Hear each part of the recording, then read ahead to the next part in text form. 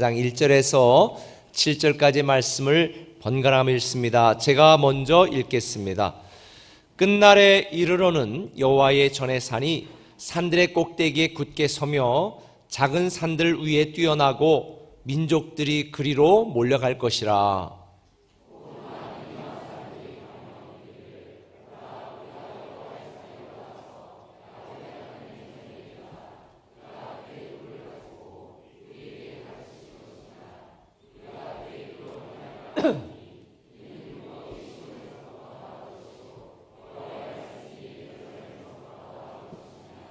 그가 많은 민족들 사이의 일을 심판하시며 먼 곳 강한 이방 사람을 판결하시리니 무리가 그 칼을 쳐서 보습을 만들고 창을 쳐서 낫을 만들 것이며 이 나라와 저 나라가 다시는 칼을 들고 서로 치지 아니하며 다시는 전쟁을 연습하지 아니하고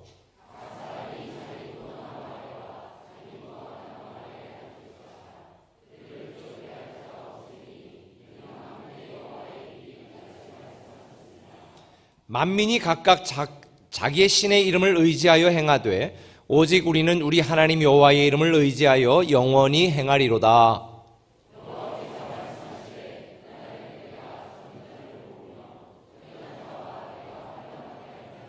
다 함께 발을 저는 자는 남은 백성이 되게 하여 멀리 쫓겨났던 자들이 강한 나라가 되게 하고 나 여호와가 시온산에서 이제부터 영원까지 그들을 다스리리라. 아멘. 이제 대통령 뽑는 선거가 한 열흘 남짓 남았네요. 여러분들 한 분도 빠짐없이 다 꼭 우리 꿈의 교회 성도들은 투표하시기를 바랍니다. 꼭 투표를 하셔야 됩니다. 저도 누구를 찍을까? 이 사람을 찍을까? 저 사람을 찍을까? 굉장히 고민하는데 저도 마음이 하루에 12번씩 왔다 갔다 하네요. 그냥 차라리 내가 나갈까? 이런 생각도 들더라고요.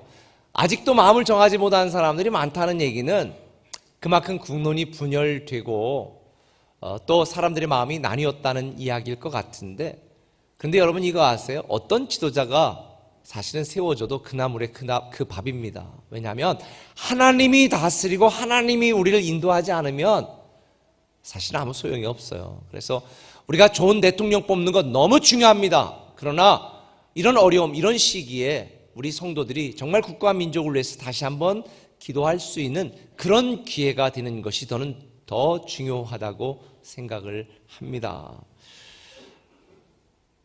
저는 우리 대한민국을 사랑하시는 하나님께서 이런 우리 한국의 어려운 상황을 통해서 다시 우리 모든 민족들이 그래도 믿을 건 하나님밖에 없다, 그래도 우리가 신앙생활을 해야 되겠다라고 하는 이런 마음이 좀 우리 민족적으로 일어났으면 좋겠다라는 생각을 하게 되어집니다. 사실 살아가면서 살아가는 우리의 삶의 모든 상황과 형편이 암담할수록 사실은 그때 하나님이 더 역사하실 때예요. 제가 제 카카오톡에 그렇게 써놨는데, 밝은 별은 사막 하늘에 있다. 저는 요즘 그걸 느껴요. 밝은 별은요, 사막 하늘에 가면 발견할 수 있습니다. 밤하늘이 어둡지 않으면 밝은 별을 볼 수가 없는 거거든요. 우리의 삶이 그만큼 어둡고 힘들다는 얘기는 우리가 우리를 도우시고 함께 하시는 하나님만 더 바라볼 수 있는 절호의 기회가 아닌가, 저는 그런 생각을 하게 되어집니다. 슬픔을 경험해 본 사람만이 진짜 진정한 기쁨을 알 수 있는 것처럼, 그래서 성경에 보면 눈물을 흘리며 씨를 뿌리는 사람이 기쁨으로 단을 거둔다고 말씀한 게 아닌가 싶습니다. 여러분들 중에 혹시 어렵고 힘든 분들이 있다면 사도 바울이, 감옥에 갇힌 사도 바울이 주 안에서 기뻐하라, 항상 기뻐하라, 범사에 감사라고 말씀하신 그 이유를 여러분들이 좀 깨달았으면 좋겠습니다. 오늘 본문은 미가서거든요. 이 미가 선지자가 살던 이 시대의 이스라엘 상황은 정말 암담했습니다. 우리 한국이 처한 상황과는 비교도 될 수 없이 참담하고 암담하고 괴롭고, 많은 사람들이 정말 못 살겠다, 이제는 우리는 끝났다, 이렇게 자포자기 하는 그런 생각들이 만연하던 시대에 살고 있었던 게 이 미가서입니다. 근데 이 미가서는 그런 좌절이나 낙담으로 끝을 내지 않습니다. 비판이나 분노로 끝나지 않습니다. 다시 회복시켜 주시고 다시 일으켜 주시고 다시 반전의 역사를 만드시는 하나님의 역사가 기록이 되어 있습니다. 비참하게 망해가던 이스라엘이 희망으로 다시 일어나는 위대한 반전의 스토리가 오늘 우리가 읽은 이 미가서 4장 1절부터 시작이 되는 거예요. 같이 읽어볼까요? 끝날에 이르러는 여호와의 전의 산이 산들의 꼭대기에 굳게 서며 작은 산들 위에 뛰어나고 민족들이 그리로 몰려갈 것이라. 저는요 이 미가서 4장 1절을 읽으면서 큰 은혜를 받았어요. 처음에 어떻게 시작돼요? 끝날에 이르러는, 저는 이게 굉장히 저는 은혜가 됐습니다. 끝날에 이르러는. 저는 이 말이 참 좋아요. 왜냐하면 인생은요 끝까지 가봐야 알아요. 저는 영화를 굉장히 좋아하는 편이고 또 스트레스를 영화로도 푸는데, 영화를 이렇게 보다 보면 처음에 이 악당들 조연들이 막 등장을 하잖아요. 악당들 조연들이 등장을 해가지고 이 주인공이 반쯤은 죽어 막 억울한 일도 당하고 막 오해도 당하고 막 쫓기고 거의 막 끝나는 것 같아. 그렇다고 제가 영화 중간에 열받는다고 나오지 않습니다. 왜요? 그래도 끝까지 앉아 있습니다. 왜냐하면 마지막에 죽은 것 같았고 망해가는 것 같던 주인공이 탁 정리를 하고 주인공이 마지막에 웃는 해피엔딩으로 끝나는 게 저는 너무 좋아요. 여러분, 우리가 인생을 살면서 수많은 조연처럼 보이는 우리 인생의 많은 문제들이 우리를 힘들게 하고 어렵게 하지만, 그렇다고 해서 여러분이 중간에 영화관 박차고 나가는 것처럼 교회 박차고 나가거나 신앙을 포기해서는 안 됩니다. 끝날을 기다려야 됩니다. 끝날에 이르러는 반전의 역사가 일어나는 줄 믿으시기를 바랍니다.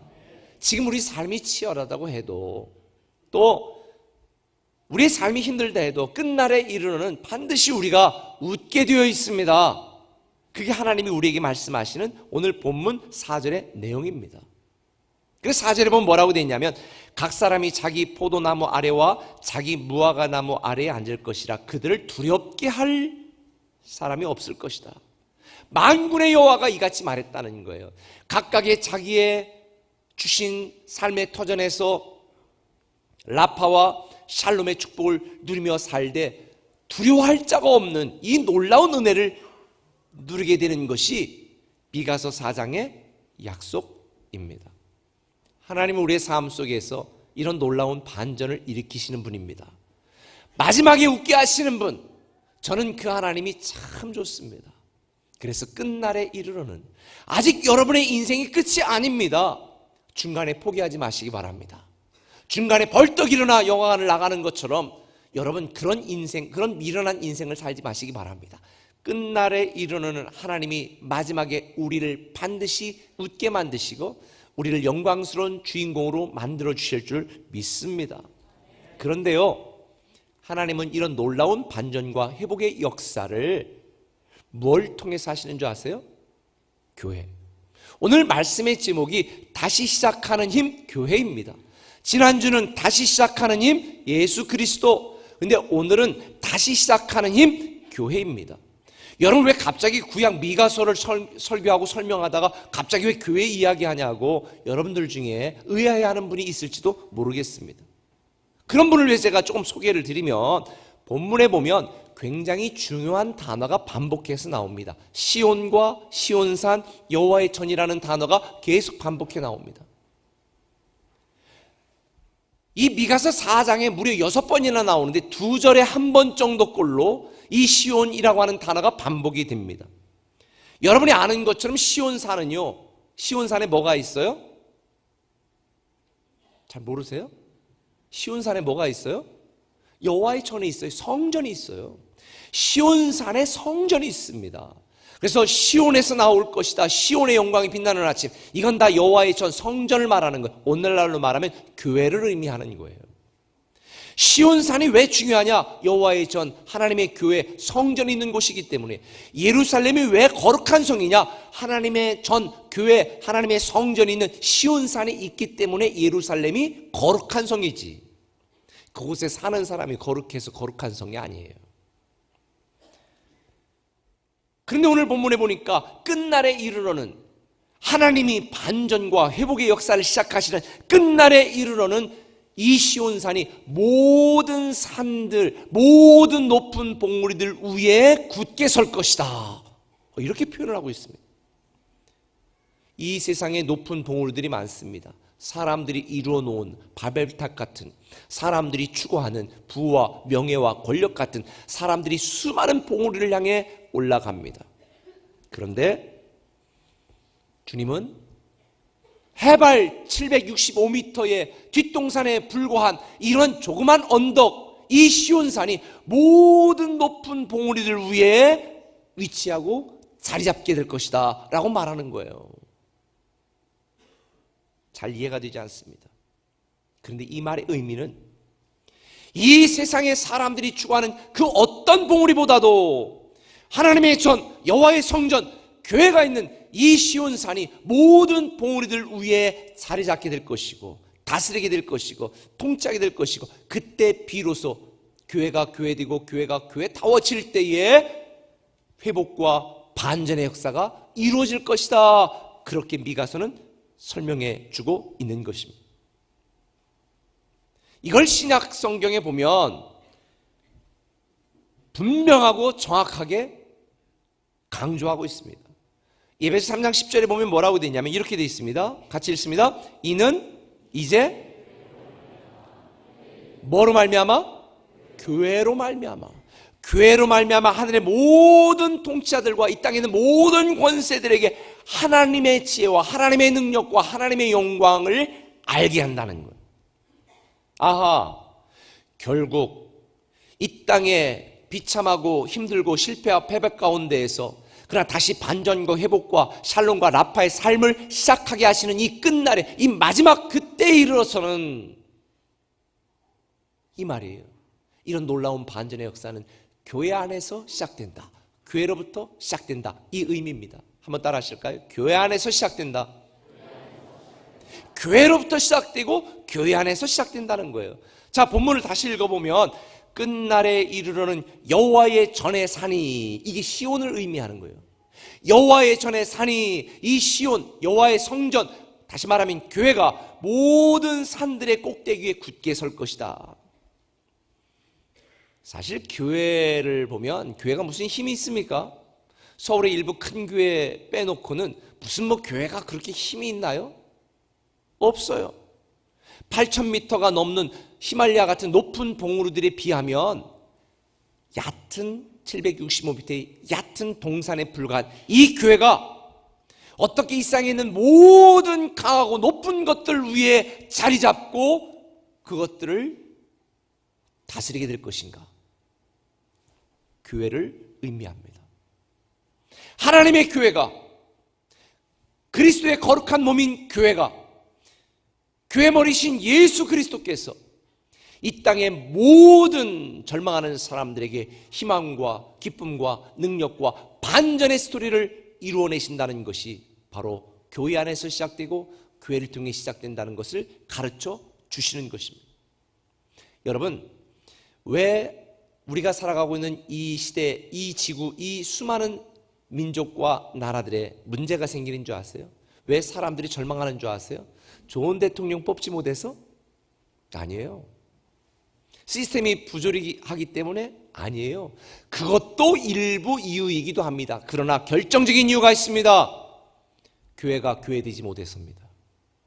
교회가 교회답지 못해서입니다. 이 땅에 하나님 나라를 이루어내고 이 땅에 있는 수많은 사람들에게 희망의 증거가 되어야 될 교회가 교회되지 못하고 교회답지 못하고 부패하고 무너져가기 때문에 오늘날 이 세상이 망가져가는 거예요. 그거를 오늘 우리가 읽었던 미가 4장 1절 2 전에 바로 보면 설명하고 있습니다. 3장 12절에 이러므로 너희로 말미암아 시온은 갈아엎은 밭이 되었고 예루살렘은 무더기가 되었고 성전에 사는 숲풀의 높은 곳이 된 거라는 거예요. 나라가 망가졌습니다. 백성들이 도탄에 빠졌습니다. 왜 그럴까요? 예루살렘이 무더기가 되었고 성전이 숲풀투성이로 버려진 채로 남아있기 때문입니다. 결국은 교회가 교회답지 못해서. 그래서요 12절에 보니까 너희로 말미암아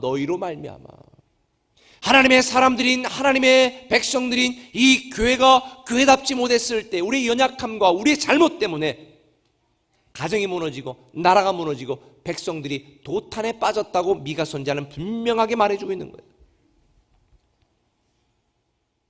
훌륭한 대통령을 뽑아야 대한민국이 사는 게 아닙니다. 교회가 교회다워져야 됩니다. 교회가 교회 되어야 됩니다. 하나님은 거룩한 교회 공동체를 통해서 이 땅의 회복이 시작되게 하시고 이 땅의 평안이 시작되게 하시고 이 땅의 기적이 시작되게 하시고 여러분의 삶과 가정과 인생의 새로운 반전의 스토리가 시작되게 하시는 줄 믿으시길 바랍니다. 오직 교회만이 세상을 구원하는 하나님의 꿈이고 희망이기 때문입니다. 제 얘기가 아니에요. 예수님이 직접 말씀하셨어요. 마태복음 16장 18절에 보니까 주는 그리스도시요 살아계신 하나님의 아들입니다 라고 고백하는 베드로에게 주님이 뭐라고 말씀했어요? 내가 이 반석 위에 내 교회를 세우리니 음부의 권세가 이기지 못하리라. 내가 천국 열쇠를 너에게 주리니 내가 땅에서 무엇이든지 매면 하늘에서도 매고 땅에서 풀면 하늘에서도 풀릴 것이라는 거예요. 왜 이 땅의 하늘문이 닫혔을까요? 왜 이 땅의 하늘문이 닫히고 이 땅에 대한 하나님의 사랑과 축복과 라파와 이 샬롬이 사람들에게 오지 않을까요? 교회가 교회답지 않아서. 하늘문을 열어야 될 교회가 교회 역할을 감당하지 못하니까 하늘문이 닫혀 이 땅의 백성들이 도탄에 빠지는 거예요. 여러분, 비록 교회에 문제가 있어 보여도 이 땅의 유일한 희망은 교회인 줄 믿으시기를 바랍니다. 이 땅이 살아나는 길은 교회가 교회다워지는 거예요. 한 도시에 건강하고 하나님의 뜻을 이루는 하늘문을 열 수 있는 살아있는 교회가 한 교회만 있다 할지라도 그 한 도시는 살아납니다. 제가 한국에서 목회를 시작한 게 이 비전 때문에 목회를 시작한 거예요. 사실은 제가 예전에 말씀을 나누면서 설명을 드렸던 것처럼 제가 공부를 했던 린치버그라고 하는 인구 15만의 도시, 토마스 로드 베프티스트 처치라고 하는 제리 포엘 목사님 한 분이 그곳에서 교회를 개척하고 그분도 자기 고향에서 개척했어요. 그리고 교회를 세웠는데 그 교회 교인이 10,000명이었습니다. 근데 그 교회에서 유치원부터 대학원까지 학교를 세우고, 그런데 얼마나 영향력이 있는지 그 도시에는 퇴폐 술집이 없어. 왜? 만약 허가를 해줬다면 그 다음에는 그 시연이 당선이 안 돼. 그 교회가 얼마나 영향력이 있는지. 제가 다녔던 그 대학원과 대학교는 학생들은, 여자들은 무릎 위로 올라가는 치마를 입을 수가 없어. 그러면 잘려. 미국에는 모든 기숙사들이 남자 여자가 한 건물에 있어야 애들이 그곳을 가. 근데 그곳은 남자 기숙사 여자 기숙사가 따로 떨어져 있어서 여자가 남자 기숙사 가면 잘려. 어떤 면에서 굉장히 보수적이라고 말할 수도 있지만 한 교회가 건강한 교회가 되고 분명한 역할을 감당하니까 한 도시가 굉장히 거룩한 도시가 되는 것을 저는 경험을 했습니다. 한국이 무너지는 건 정치를 잘못해서가 아니라 교회가 교회답지 못해서 그래요. 살아있는 교회, 하늘문을 열 수 있는 교회가 한 도시에 한 교회만 있다 할지라도 우리나라는요 다시 살아날 수 있습니다. 저는 우리 꿈의 교회가 그런 교회가 되기를 소망하고 있는 거예요.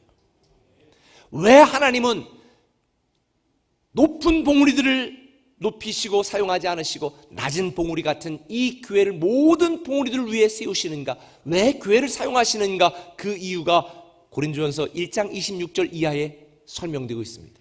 이렇게 말합니다. 형제들아, 너희를 부르심을 보라.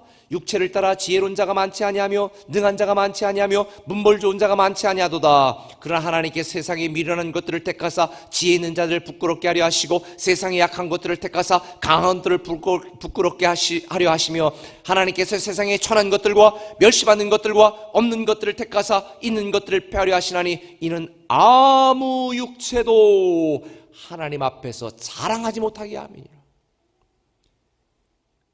저는 서울대 안 나온 게 너무 감사해요. 전 침신대 출신인 게 너무 감사해요. 제가 서울대를 나와가지고 훌륭한 목사가 됐더라면, 그래서 학벌이 빵빵했더라면, 아유 목사 원래 똑똑해서 그러셨을 거예요. 그럴 거 아니에요. 근데 저는 흑수저 중에 흑수저였거든요. 그리고 조그만 공수업도 시작을 했거든요. 그런데 하나님께서 내가 했다, 하나님이 하셨다라는 것을 사람들에게 보이지, 어떤 한 목사나 사람들이 똑똑해서 그렇다고 하나님은 그걸 말하고 싶은 게 아니에요. 사랑하는 성도 여러분, 하나님이 왜 미련해 보이고 별 볼 일 없으는 교회를 통해 이 땅의 변혁과 변화와 이 민족들을 살리는 일을 이루시길 원하시는가? 누가 했다는 걸 알게 하려고 하나님이 하셨다는 거예요. 사람들이 자기의 지식과 지혜와 돈과 권력을 의지하지만 하나님만 의지하라고. 왜? 하나님이 하시는 것을 사람들이 알도록. 이게 교회를 선택하신 하나님의 뜻이에요. 그래서 미련한 방법으로 이 세상을 변화시키는 것이 주님이 원하시는 거예요. 주님이 말씀하잖아요. 야, 내가 하늘에서 12군단이나 더디는 천세들 군대를 데려다가 한꺼번에 확 할 수 있는 줄 뭐 그렇게 못해서 그러냐? 아니에요.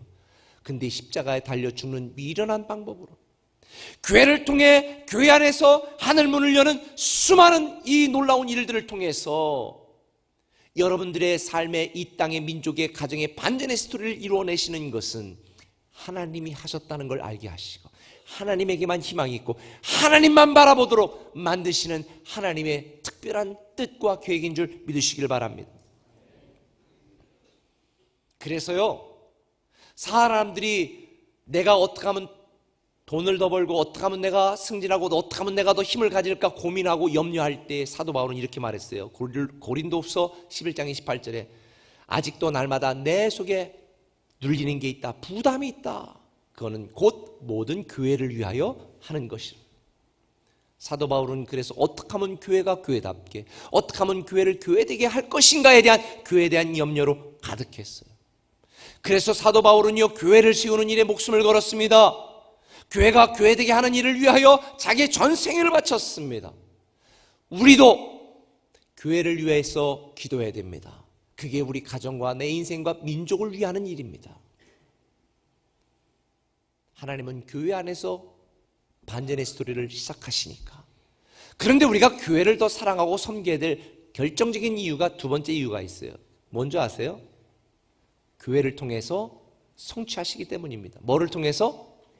하나님은 교회를 통해서 모든 일을 성취하세요. 오늘 본문 3절에 보면 회복의 날에 이른 이스라엘 백성들의 모습을 이렇게 설명합니다.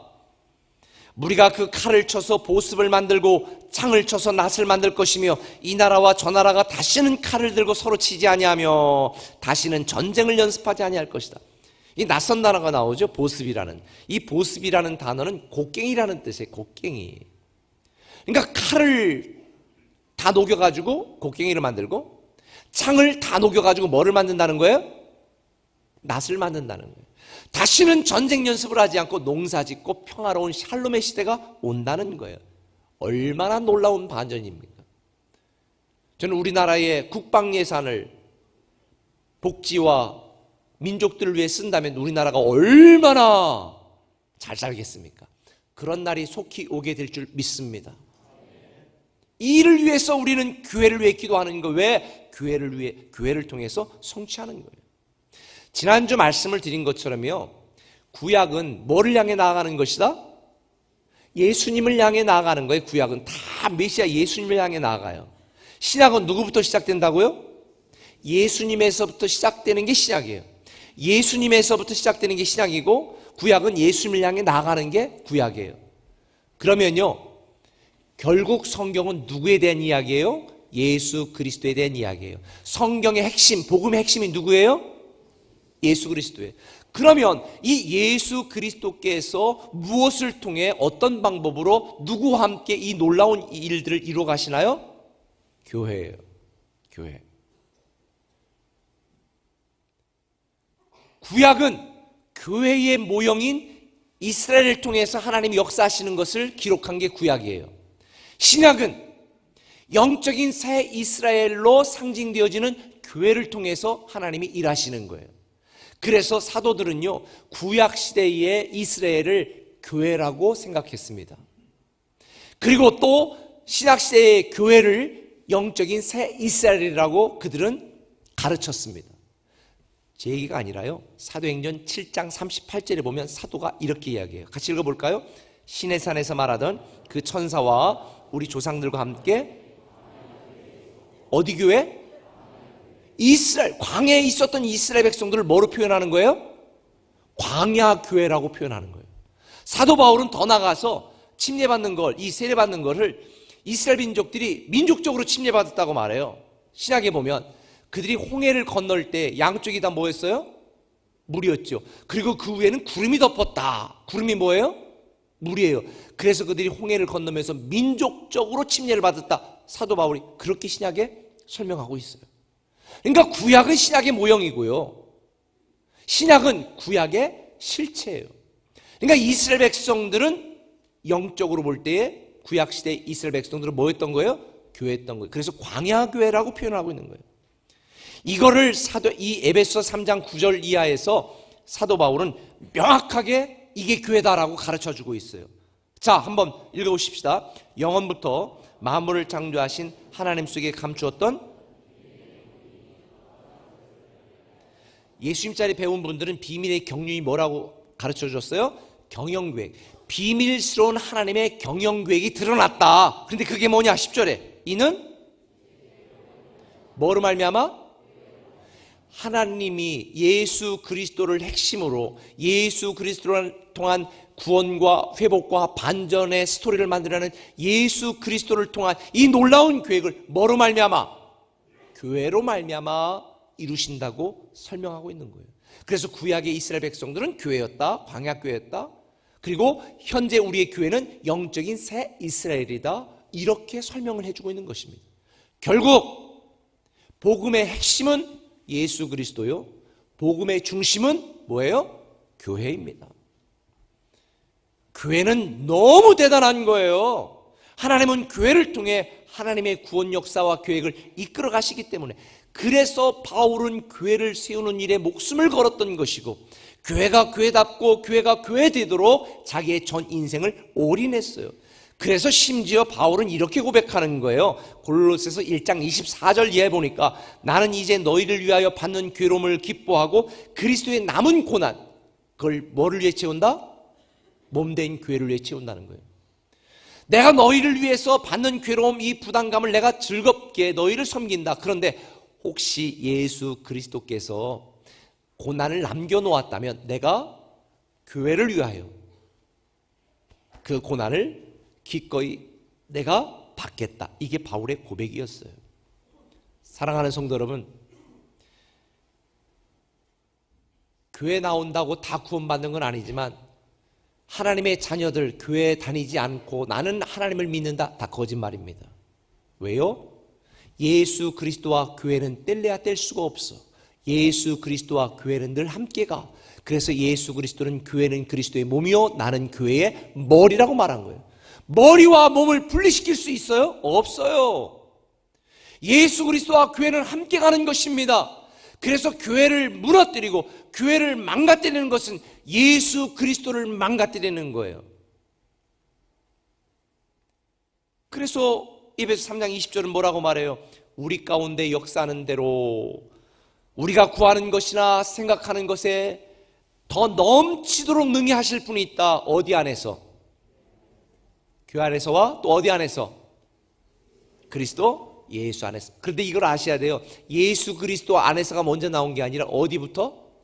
교회 안에서와 예수 그리스도 안에서 여러분이 누려야 될 놀라운 반전의 스토리를 누리게 하신다는 거예요. 예수 그리스도와 교회는 함께 갑니다. 하나님을 사랑합니다. 그리고 교회 안 나오는 건 말도 안 되는 거예요. 하나님을 섬깁니다. 교회에 뺑돌대고 잘 나오지 않는 것 말도 안 되는 거예요. 하나님을 사랑하는 것은 교회를 사랑하는 것이고 교회를 섬기는 것은 하나님을 섬기는 거라고 성경은 우리에게 분명히 말해주고 있어요. 많은 사람들이 말합니다. 어떻게 보이지 않는 하나님을 섬깁니까? 교회 섬기시면 돼요. 어떻게 하나님을 사랑합니까? 교회를 사랑하면 돼요. 믿음의 삶에서 가르쳐주지만 교회는 건물이 아닙니다. 교회는 기관도 아니고 교회는 단체도 아닙니다. 교회는 고린도전서 1장 2절에 있는 것처럼 하나님의 교회 곧 예수 그리스도를 구주로 믿는 모든 하나님의 사람들이 교회예요. 사람이 교회입니다. 사랑하는 성도 여러분, 지금 여러분들이 약함 가운데 있다 할지라도 패배하는 것 같더라도 낙심하지 마세요. 끝이 아니에요. 반드시 하나님께서 반전의 스토리를 써가실 줄 믿습니다. 하나님이 여러분의 인생의 역전승을 기획하고 있는 줄 믿으시길 바랍니다.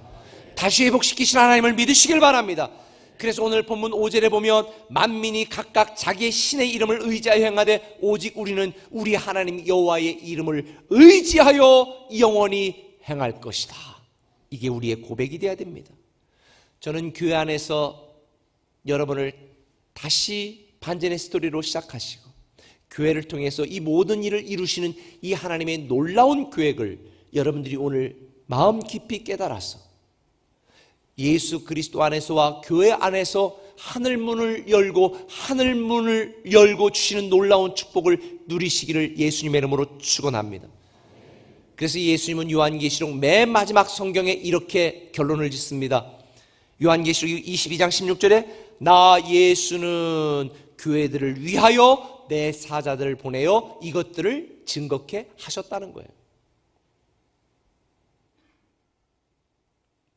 예수 그리스도께서 교회들을 위하여 선자들을 보내고 목사들을 보내서 이것들을 가르쳤다는 거예요. 그래서 우리는 주님이 사랑한 교회를 사랑해야 됩니다. 사도행전 20장 28절에 있는 것처럼 교회는 하나님의 핏값을 주고 사신 하나님의 꿈입니다. 교회를 사랑하지 않으면서 핏값을 주고 사랑하신 교회를 사랑하지 않으면서 하나님을 사랑할 수 없습니다. 그러면 이런 고민이 생기죠. 그러면 어떻게 교회를 사랑하라는 거야? 또 무슨 집 팔아서 헌금하라는가 그 얘기가 아니에요. 아까 제가 말씀드렸죠. 교회는 뭐라고요? 사람이에요. 하나님의 사람들이에요. 거창한 일을 하는 것도 중요하지만 이게 오해하지 말아야 될 게 남자들이 아내 사랑하는 것을 돈 벌어다가 월급 통장이 딱 줬잖아. 그러면 됐지 뭘 더 바래. 아내는 그걸 바라는 게 아니거든요. 피곤해 설거지할 때 뒤에서 하나 탁 안아주면서 여보 힘들지? 이런 걸 원하는 거예요. 교회도 마찬가지예요. 일생에 한 번 큰 헌금 한 번 하는 거 중요하지요. 그런데 그것보다 더 중요한 것은 성도들 교회 왔을 때에 맨 끝자리에 앉아가지고 늦게 온 사람이 죄송합니다 들어가게 하는 건 섬김이 아니에요. 가운데부터 딱 앉아가지고 불편하지 않게 오게 하는 것, 이게 교회를 사랑하는 하나의 방법이에요. 성도를 봤을 때 저 인간 누군가 말이 많네, 아랫집 사나 윗집 사나 이렇게 눈치 보는 게 아니라 안녕하세요, 우리 꿈에게 오셨군요, 반갑습니다. 이게 교회를 사랑하는 거예요. 여러분 집에 들어갔는데 여러분 자녀가 여러분 보고도 저 인간 왜 왔나, 누군가 우리 아버지 같기도 한데, 이걸 원하세요? 딱 갔을 때 아빠 이러고 달려와야지. 교회도 마찬가지인 거예요. 그게 교회를 사랑하는 거거든요. 지금 우리 교회는 성도들에 비해서 식당이 굉장히 작아요. 저는 3부 때나 이런 때 왜 축도 끝나기도 전에 나가는 분들이 계신가 했더니 가서 식당 자리 잡으려고 하는 분도 있대. 이거는 꿈의 교회 스타일이 아니에요. 노. 어떤 분이 어떤 행사를 했는데 권사님이 그래요. 목사님 밥 모자라 빨리 와서 먼저 드세요. 제가 그랬어요. 아니 밥이 모자라면 목사가 먹지 말아야지. 밥이 모자라면 목사가 먹지 말아야지. 새신자가 먹지 말아야 돼요? 저는 생각이 달라요. 밥이 모자라면 목사가 먹지 말고, 그 다음에 장로가 먹지 말고, 그 다음에 목자가 먹지 말고, 그 다음에 집사가 먹지 말아야지. 밥이 모자란다, 목사님 먼저 드세요, 장로님 먼저 드세요. 이거는 망해가는 교회예요. 우리는 세상과 달라야 됩니다. 세상 사람과 다르지 않고는 절대로 거룩한 교회가 될 수 없고 건강한 교회가 될 수 없어요. 저는요, 교회 저녁 때 무슨 행사가 있다, 차 빼서 맨 저 끝에 보이지도 않는 곳에다 해놓고 걸어와요. 그래야 되는 거 아니에요? 성도들은 저 끝에다 놓고 걸어오는데 목사가 맨 앞에 제일 좋은데 목사용, 우리 꿈의 교회 주차장에 어디 목사용이라고 써져 있는 거 보셨어요? 그건 하나님의 뜻이 아니에요. 그건 교회를 사랑하는 방법이 아니에요. 그래서 백범 김구 선생님이 이렇게 말했습니다. 모든 것은 나로부터 시작됩니다. 지옥을 만드는 방법 간단합니다. 가까이 있는 사람 미워하면 됩니다. 천국을 만드는 방법 간단합니다. 가까이 있는 사람 사랑하면 됩니다. 모든 것이 다 가까이 있는 나로부터 시작됩니다. 상처받을 것인지 말 것인지 내가 결정합니다. 상처를 키울 것인지 말 것인지 내가 결정합니다. 상처를 지킬 것인지 말 것인지 내가 결정합니다. 그 사람 행동은 어쩔 수 없지만 반응은 언제나 내 몫입니다. 산고를 겪어야 새 생명이 태어나고 꽃샘추위를 겪어야 봄이 오고 어둠이 지나야 새벽이 옵니다. 저는 여러분들이 먼 곳에 주차하고 걸어오는 것도 교회 사랑하는 것이고, 화장실 휴지가 넘친다, 아이고 이 교회는 청소도 안 해, 그게 아니라 내가 먼저 그거 눌러놓던가 버리고, 이게 교회를 사랑하는 방법이에요. 아파트를 팔아 헌금하는 것도 중요하지만 보는 성도들 보고 반갑습니다, 오늘도 좋은 날 되세요, 이것도 교회 사랑이에요. 사랑하는 성도 여러분, 이 세상에 있는 사람들이 자기 집 앞만 썰으면, 자기 집 앞만 청소하면 지구는 깨끗해집니다. 저는 우리 교회가 이런 교회가 됐으면 좋겠어요. 그래서 우리 교회가 건강한 교회가 되어야 세종시가 변화되고 거룩한 도시가 되고, 세종만 변화되면 우리나라는 희망이 있습니다. 할렐루야. 저는 여러분들이 인생을 살면서 참 힘들고 어렵다 할지라도 반전의 드라마를 쓰는 저와 여러분들 되었으면 좋겠습니다. 교회 안에서 시작하시고 교회를 통해서 완성하시는 이 놀라운 하나님의 계획에 저와 여러분 모두가 동참하시기를 예수님의 이름으로 축원합니다. 기도합니다.